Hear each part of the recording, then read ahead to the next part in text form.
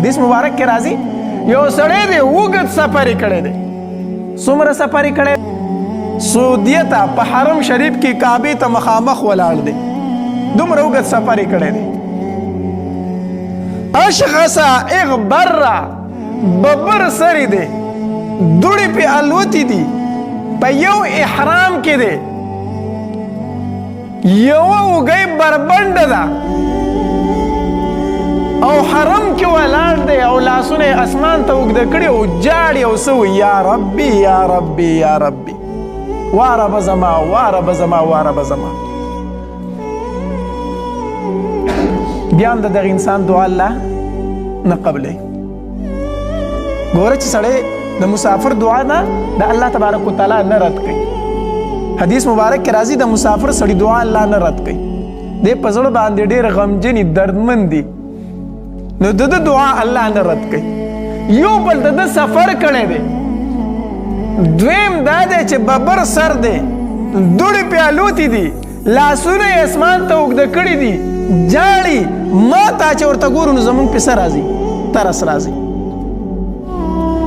خو الله تبارک وتعالی ته دی جاړي او بیا هم الله دعا نه قبلوي. ولې نه قبلوي؟ حدیث مبارک کې راځي ومطعمه حرام، ډوډۍ د حرامو ده، ګېډه یې دننه د حرامو ډکه ده. ومشربه حرام، اوبه یې د حرامو دي. وملبسه حرام، جامې د حرامو دي. په حرم کې ولاړ دی خو په بدن چې کوم احرام دی دا هم په حرامو پیسو اخیستی دی. حج له تللی دی، عمرې له تللی دی، حرامو پیسو تللی دی، هغه احرام یې پکې هم په حرامو اخیستی و. نو حدیث مبارک کې راځي ومطعمه حرام، ډوډۍ د حرامو ده. ومشربه حرام، اوبه د حرامو دي. وملبسه حرام، هغه کپړې چې په بدن دي هغه د حرامو دي. نو فانا یستجاب لذلک، الله د کوم طرفه دعا قبوله کړي؟ د کوم طرفه دعا الله قبوله کړي؟ نو د دعا د نه قبلېدو لویه وجه هغه دا ده چې زمونږ روزي حلاله نه ده، زمونږ ډوډۍ حلاله نه ده.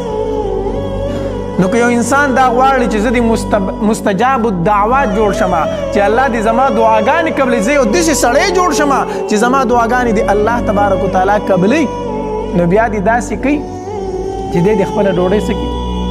حلاله کړي، خپله روزي دې حلاله کړي.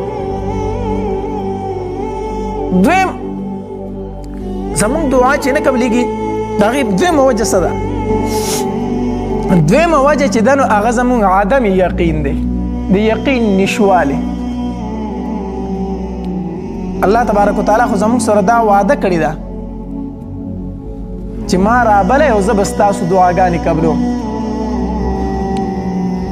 ما رابلی او زه به ستاسو دعاګانې قبلوم. او زمونږ دعا ولې نه قبلېږي؟ نو هغه نشوالی د یقین دی. یقین زمونږ کامل نشته. دعا غواړو دعا خو یا خو توجه نه برابر، دعا غواړو په مزغو کې او په ذهن کې خو بل کار چلیږي، صرف د خولې الفاظ وایو، سوچ خو بل ځایي. په خولې باندې دعا غواړو، سوچ خو بل ځایي، ذهن خو بل ځایي، هسې د خولې هغه رټه خو یاده کړې د هغه یادو.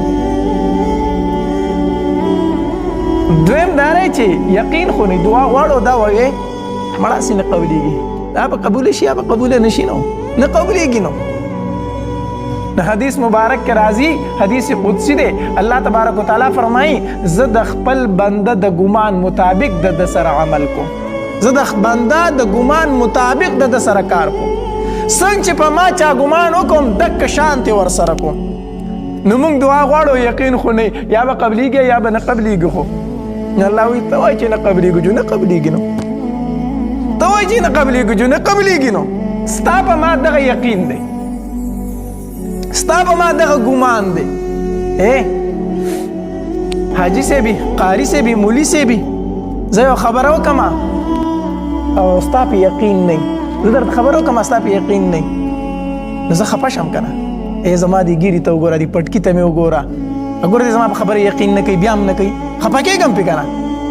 یو معتبر سړی دی، حاجي صاحب دی خبره وکړي، ته یاره یقین مې پوره نشته دی، نو هغه به سخت خفه شي په دې خبره که نه، په ما هم اعتماد نه کوي. نو الله تبارک وتعالی فرمایي زما نه دعا غواړه زه یې قبلومه، ټیک شو که نه. او زمونږ په یقین نه یا به قبلېږي یا به نه قبلېږي، الله به خفه کېږي که نه خفه کېږي؟ زما په خبره چې څوک یقین نه کوي، اعتماد نه کوي، زه خفه کېږم، نو الله وایي زه یې قبلوم، زما ستا په یقین نه، نو الله به نه خفه کېږي؟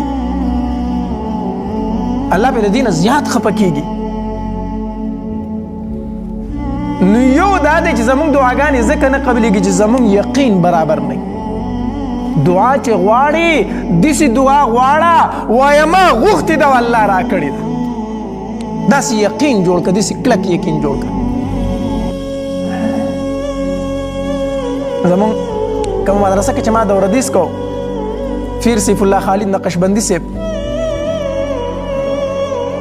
هغه مونږ ته د جمعې په شپه باندې وعظ او نصیحت وکړو. نو هغه مونږ ته دا خبره وکړه چې په الله باندې یقین کلک ساتئ، کلک ساتئ. کومه دعا چې په کلک یقین سره وکړی شي او د زړه نه وکړی شي هغه الله تبارک وتعالی قبلوي. خپله واقعه بیانوله، وایي زه تللی وم حرم ته، عمرې له تللی وم، د خپل بچي مې هم د ځان سره بوستي وو.